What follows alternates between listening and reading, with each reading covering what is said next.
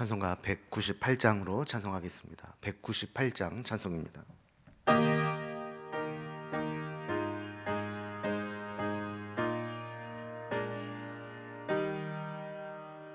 주 예수 해변서 떡을 떼사 무리를 먹이어 주심같이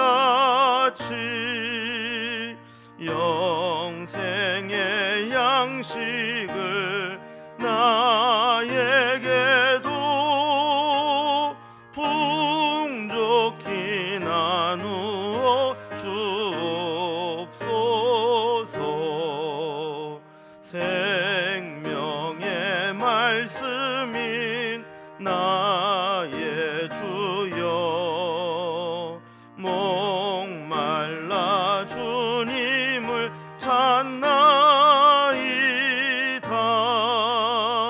해변서 무리를 먹임같이 갈급한 내 심령 채우소서. 내 주여 진리의 말씀으로 사슬에 얽매인 날 푸시사 내 맘의 평화를 누리도록 영원한 생명을 주옵소서. 성령을 내 맘에 보내셔서 내 어두운 영의 눈 밝히시사 말씀에 감추인 참 진리를 깨달아 알도록 하옵소서.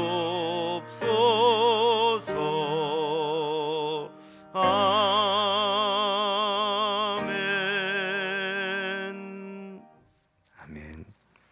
오늘 함께 나눌 하나님 말씀은 신약성경 요한복음 6장 41절에서 59절까지 말씀입니다. 요한복음 6장 41절에서 59절까지 신약성경 153면에 있습니다. 이 말씀을 제가 봉독하겠습니다.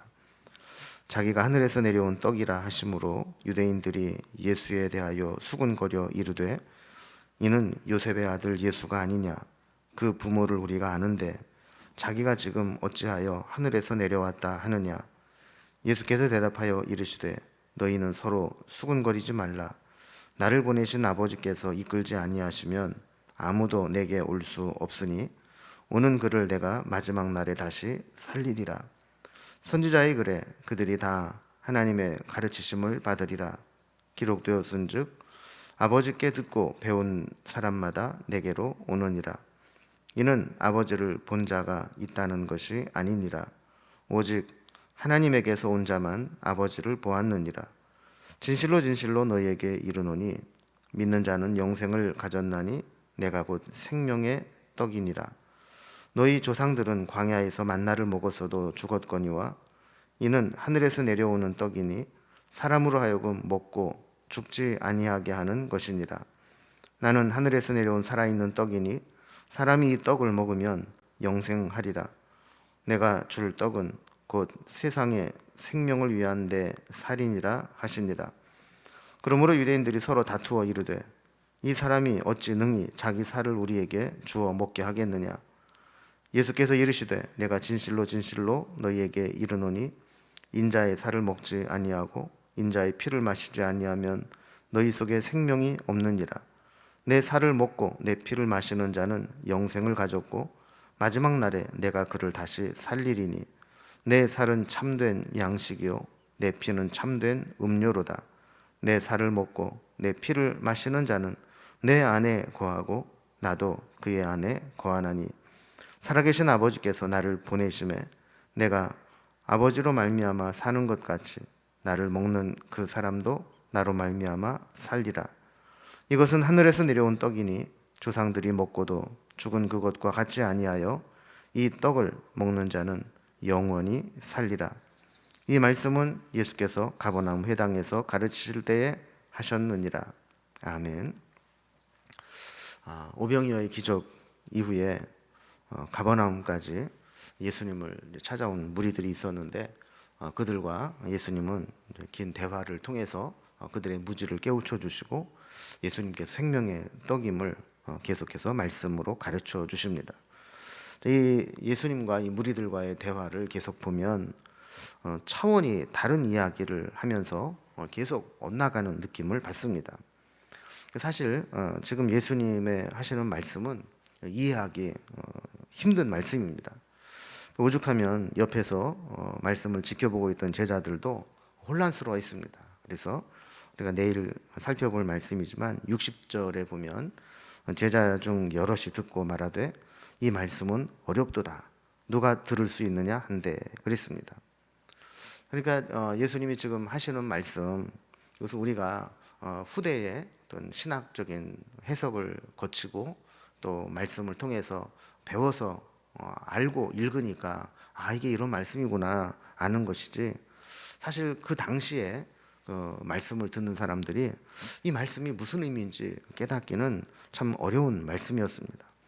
예수님은 자신이 하늘에서 내려온 생명의 떡이라고 말씀하시고 무리들은 그것을 음식으로서의 떡으로만 생각을 하니까 대화를 하면 할수록 계속 미궁에 빠져드는 겁니다. 예수님은 하늘의 생명의 떡을, 그들은 계속해서 떡을 말씀하실 때 이 땅의 양식으로서의 떡을 생각하니까 이게 이해가 안 되는 것이죠. 오늘 본문을 단락별로 좀 나눠보면 이렇게 예수님의 말씀을 도무지 믿지 못하는 유대인들이 나오고, 또 여기에 대해서 예수님이 영생에 이르는 생명의 떡임을 또 가르쳐 주시는 말씀이 나옵니다.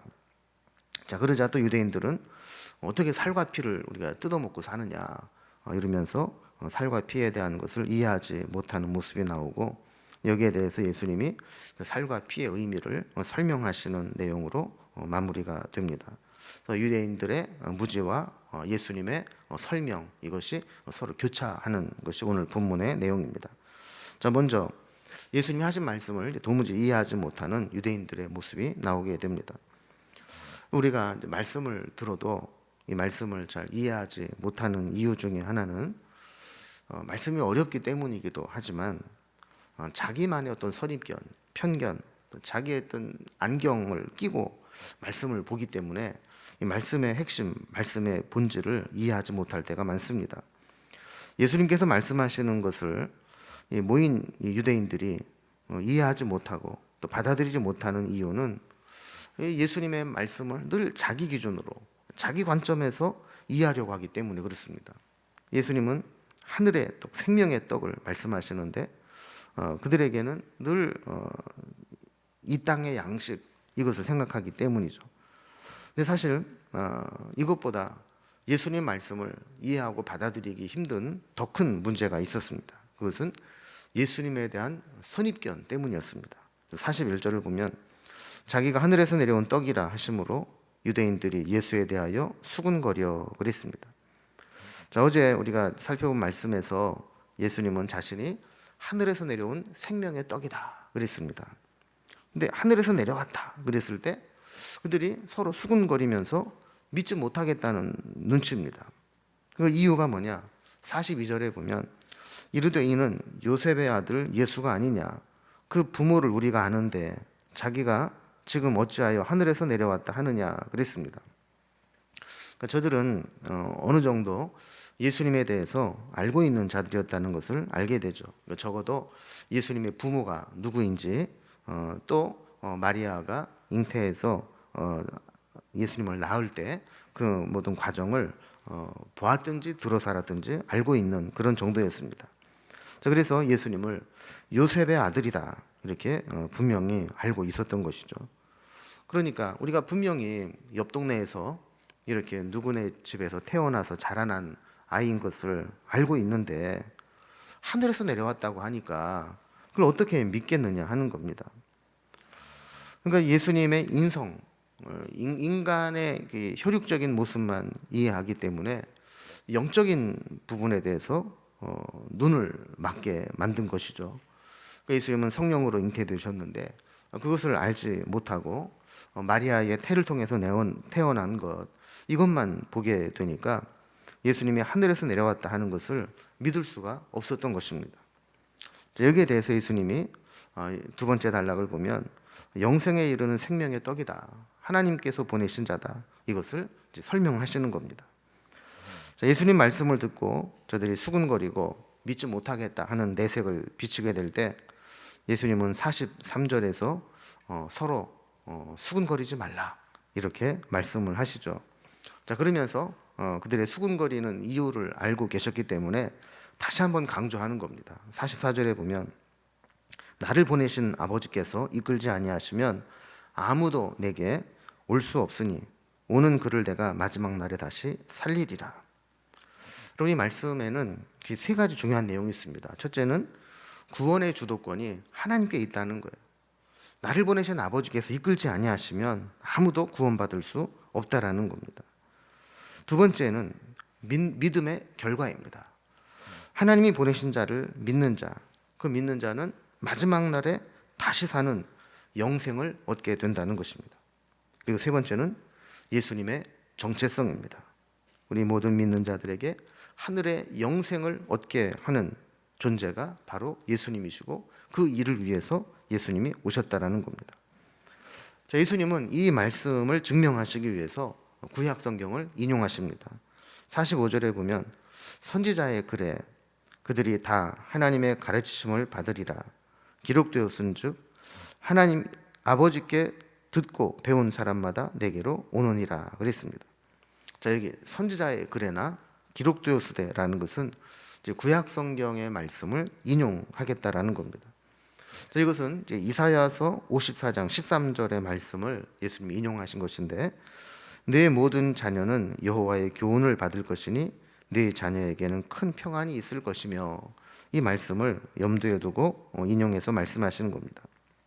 자, 그러니까 하나님의 백성, 하나님께 속한 자는 당연히 하나님의 가르치심과 교훈, 여호와의 교훈을 받게 되는 것처럼 하나님의 백성들은 아버지께서 보내신 자를 통해 말씀을 주실 때 그것을 듣고 하나님께 믿음으로 반응하게 되는 것이 당연하다라는 겁니다.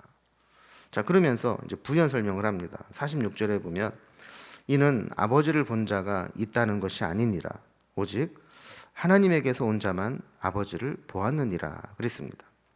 자, 45절에서 아버지께 듣고 배운 사람마다 내게로 오느니라 그랬는데 이 말씀을 오해할까 봐 얘기를 하는 거예요. 이 땅에서는 아버지를 본 자가 없다는 겁니다. 오직 하나님에게서 온 자만 아버지를 보았고 아버지에 대해서 말할 수 있다라는 거예요. 그러니까 아버지께로부터 오지 않은 사람이 어떻게 아버지에 대해서 본 것처럼 이야기하고 가르칠 수 있겠느냐는 겁니다. 그러니까 예수님은 늘 이렇게 나를 보내신 아버지에 대해서 이야기를 하고 아버지의 뜻을 행하고 하는 것은 내가 아버지를 보았고 아버지로부터 왔기 때문에 가능하다라는 거예요. 그러면서 다시 핵심을 이야기하는데 하나님께서 이렇게 보내신 예수님이 바로 나 자신이다라는 것을 강조하며 소개하는 겁니다.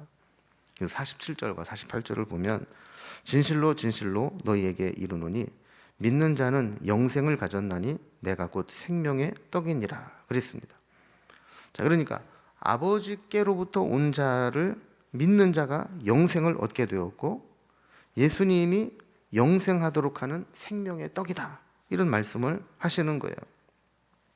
자, 그러면서 이제 어제 본문 31절을 잠깐 좀 살펴보면 기록된 바 하늘에서 그들에게 떡을 주어 먹게 하였다 함과 같이 우리 조상들은 광야에서 만나를 먹었나이다. 자, 그러니까 이게 무슨 말씀이라고 그랬어요? 저들이 예수님에게 진짜 당신을 믿게 하려면 옛날에 우리 선지자가 광야에서 만나를 내린 것처럼 이 만나를 내려보라 이렇게 이야기를 하지 않았습니까? 여기에 대한 말씀입니다. 자, 49절과 50절을 보면 너희 조상들은 광야에서 만나를 먹어서도 죽었거니와 이는 하늘에서 내려오는 떡이니 사람으로 하여금 먹고 죽지 아니하게 하는 것이니라 그랬습니다. 그러니까 그들이 그렇게 보고 싶어하는 만나, 그들이 그렇게 기적으로 체험하고 싶은 만나, 그게 뭐냐? 결국 조상들이 광야에서 먹은 만나는 잠시 우리의 생명을 유지시켜 주는 것에 불과했다라는 겁니다. 그리고 그 만나를 먹었던 사람들 결국에는 다 죽었습니다. 그러나 하늘에서 내려온 생명의 떡, 생명의 떡이신 예수님을 믿는 자는 죽지 않는다고 말씀하는 거예요. 제가 어제도 지금 떡에 대한 얘기가 계속 나오면서 이 떡은 비유와 상징이라 그랬습니다. 왜냐하면 이 떡을 먹는 것하고 예수님을 믿는 것하고 어떤 그 작용이 비슷하게 일어나기 때문에 그렇다라는 것이죠. 그 떡을 먹는 것은 음식과 사람이 연합되는 의미를 가지고 있습니다. 먹기 전에는 밖에 있는 음식이지만 그 떡을 내가 먹게 되면 속으로 들어가서 나와 하나가 되는 것이죠. 그러니까 음식을 먹으면 그 음식이 별개의 곳에서 속에 들어오면 하나가 되는 것과 마찬가지로 예수님이 하늘에서 내려온 생명의 떡이다라고 하는 것은 우리가 예수님을 믿음으로 받아들이게 될 때 우리가 예수님과 하나가 되어서 예수님 안에 있는 영생을 우리가 얻게 된다라는 거예요. 우리는 생명이 없고 우리는 죽을 수밖에 없는 존재지만 영원한 생명이 되신 예수님을 우리가 먹듯이 믿음으로 영접하면 예수님 안에 있는 생명의 떡이 우리를 살리게 된다라는 것이죠. 그래서 51절에 보면 나는 하늘에서 내려온 살아있는 떡이니 사람이 이 떡을 먹으면 영생하리라. 내가 줄 떡은 곧 세상의 생명을 위한 내 살이니라 하시니라 그랬습니다. 예수님은 우리가 음식물을 이렇게 먹을 때 씹고 찢기고 상하여서 우리 몸속에 들어가듯이 우리 속에 들어오는 예수님은 십자가에서 우리를 위해서 찢기시고 보혈을 흘리시면서 우리 대신 죽어주실 거라는 겁니다. 주님이 세상의 생명을 위한 살이 된다라고 하는 것은 이렇게 음식물이 찢기듯이 상하듯이 예수님께서 십자가에서 우리를 위해서 대신 죽어주시고 상해주심으로 우리를 구원받게 하신다라는 것을 의미한다라는 거예요. 자, 그런데 거기에 말씀을 듣는 유대인들은 여전히 이해를 못합니다. 세 번째 단락을 보면 예수님 말씀하시는 이 살과 피에 대해서 전혀 이해하지 못하는 유대인들의 모습이 나옵니다. 자, 저들은 예수님이 말씀을 하시면 하실수록 이해할 수 없는, 이해하기 힘든 말씀을 하십니다. 그러니까 서로 추측성으로 야 이거 이런 거 아니야? 야 이거 저 말씀하신 거 저 이런 거 아니야? 하면서 설왕설래하면서 논쟁으로 비화가 되는 겁니다. 아니야 이 택도 없어. 뭐 그런 일이 어딨어? 이러면서 이제 막 다툼이 일어나듯이 일어난 것이죠. 자, 그래서 52절에 보면 그러므로 유대인들이 서로 다투어 이르되 이 사람이 어찌 능히 자기 살을 우리에게 주어 먹게 하겠느냐 그랬습니다. 그들은 아무리 논쟁을 하고 다투어도 해답을 얻을 수가 없습니다. 육적인 관점에서 접근을 하게 되면 도저히 이해할 수 없는 그 말씀이기 때문에 그런 것이죠. 그래서 네 번째 단락으로 예수님께서 이제 그들이 이해하지 못하는 살과 피에 대한 의미를 자세하게 설명해 주시는 장면이 나오게 됩니다. 자, 53절을 봅니다. 예수께서 이르시되 내가 진실로 진실로 너희에게 이르노니 인자의 살을 먹지 아니하고 인자의 피를 마시지 아니하면 너희 속에 생명이 없느니라 그랬습니다. 계속 말씀드리는 거지만 예수님의 살을 먹고 피를 마셔야 생명이 있다는 것은 실제로 식인종처럼 살을 뜯어먹고 피를 마셔야 된다 이런 얘기가 아니라고 그랬죠. 그것은 비유와 상징이라 그랬습니다. 예수님을 마치 음식을 먹듯이 내가 온전한 믿음으로 주님을 내 속에 받아들여서 나와 함께 사시게 해야 생명을 얻는다라는 말씀이라고 그랬죠.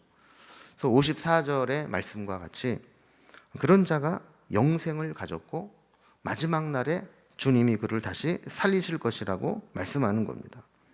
그러면서 55절에 다시 말씀합니다. 내 살은 참된 양식이요 내 피는 참된 음료로다 그랬어요. 자, 아까 이제 계속 반복되는 것이지만 살과 피, 자, 이를 먹는 것에 비유한 이유를 56절에서 다시 설명을 합니다. 자, 내 살을 먹고 내 피를 마시는 자는 내 안에 거하고 나도 그의 안에 거하나니. 자, 이렇게 음식을 먹는다는 것, 생명의 양식이 된 주님을 내가 믿음으로 받아들인다는 것은 상호 내주하는 것이라는 거예요. 그래서 신학에서 이런 상호 침투, 상호 내조라는 개념이 있습니다. 왜냐하면 성부, 성자, 성령 이 삼위의 하나님께서 서로 일체로 계실 때 세 위격을 가지신 분이지만 서로 상호 침투하고 소통하고 내주하면서 완전케 하시는 역할을 하신다.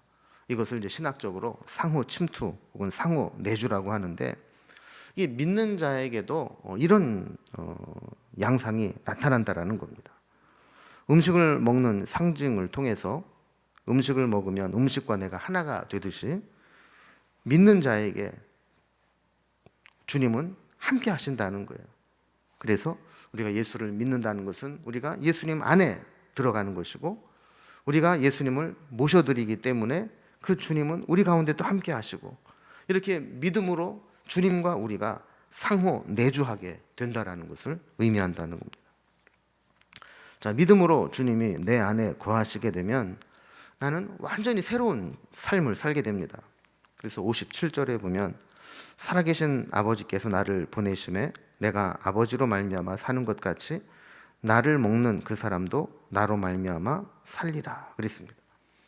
예수님께서 나를 위해 대신 죽으신 것처럼 우리도 예수님을 믿음으로 나의 옛사람은 죽고 주님과 함께 새로운 생명으로 살게 된다라는 겁니다.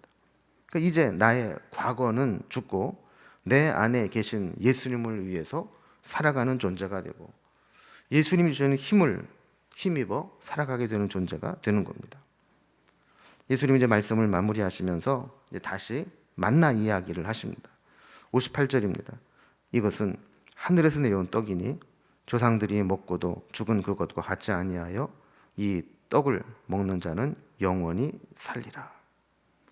그러니까 유대인들이 예수님을 찾아와서 우리가 당신을 믿으려면 우리가 믿음을 포기하고 떠나기 전에 기적을 베풀어라. 모세가 광야에서 만나를 내렸던 것과 같이 여기서 만나를 내려봐라.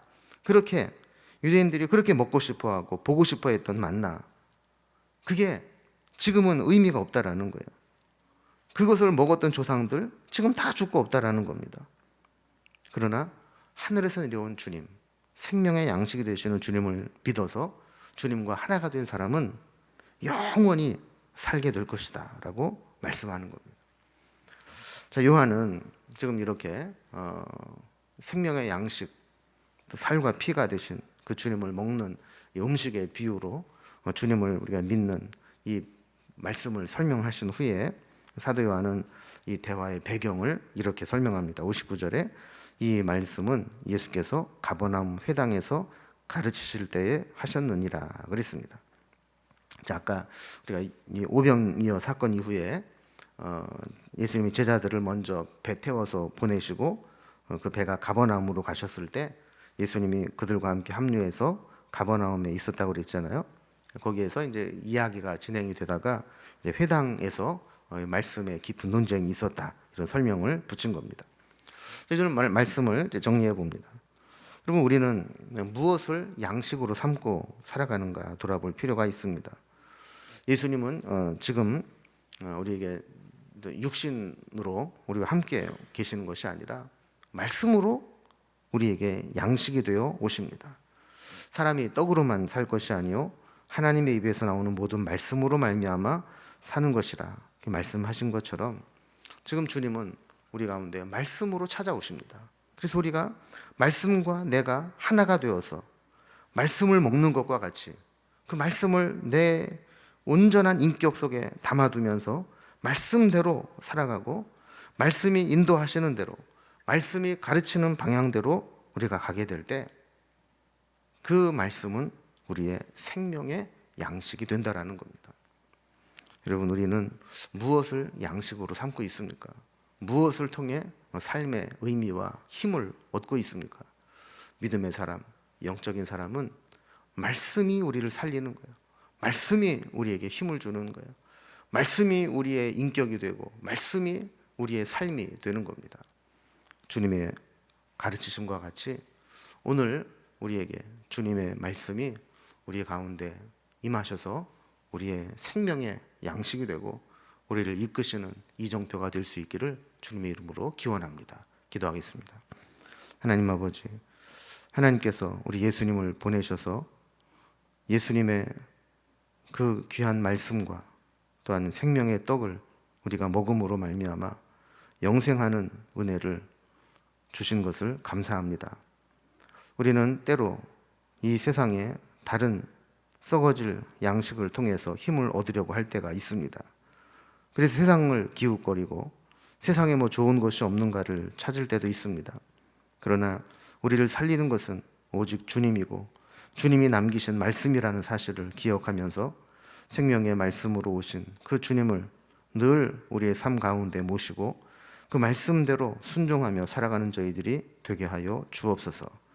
오늘도 우리가 주님과 동행하며 말씀 가운데 살아가기를 원하오니 우리를 이끌어 주시고 또한 우리를 살리는 영생의 말씀, 생명의 말씀으로 우리를 영적으로 배불려 주시옵소서.